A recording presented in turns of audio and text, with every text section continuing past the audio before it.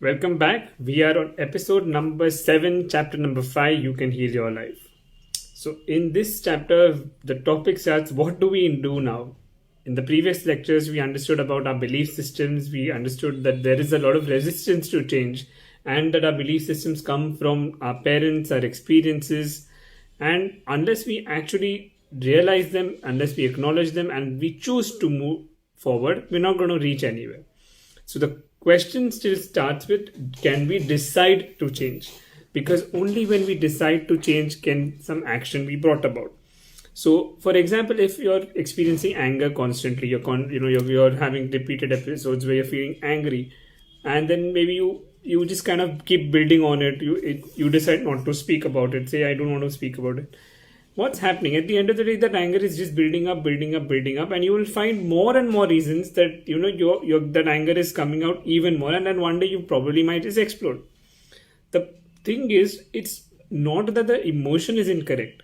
It's because you've not realized how to process it, or you've not decided to work on that emotion, or you've not decided to change your vibration in a certain manner, that willingness is not there.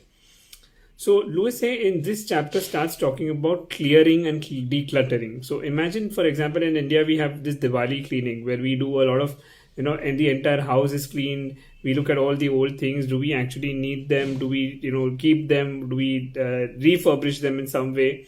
Or if it's not of value, do we discard them?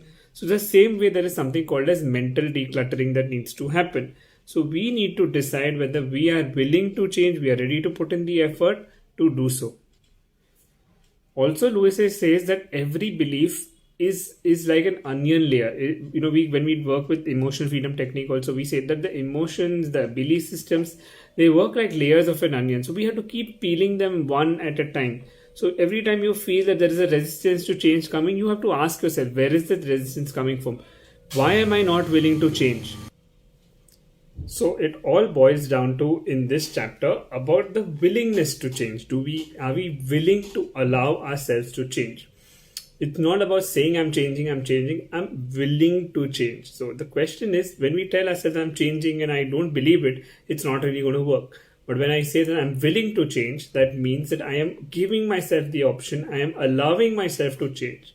And that's what the first step is, moving from a fixed mindset to a growth mindset. We allow ourselves to move forward in some way.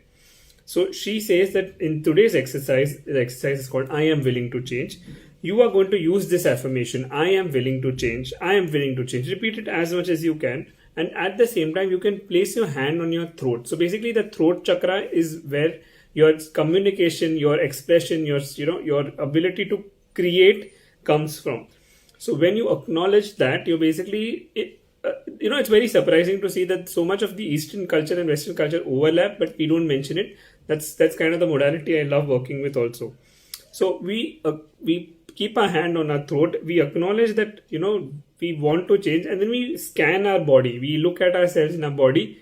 We scan our areas of our life, and we ask ourselves, is there some area where we are not, feeling good, or we are feeling that resistance, or any part of our body that we are not feeling happy? If that is, then that needs to be acknowledged, and then we look back at where did that belief come from.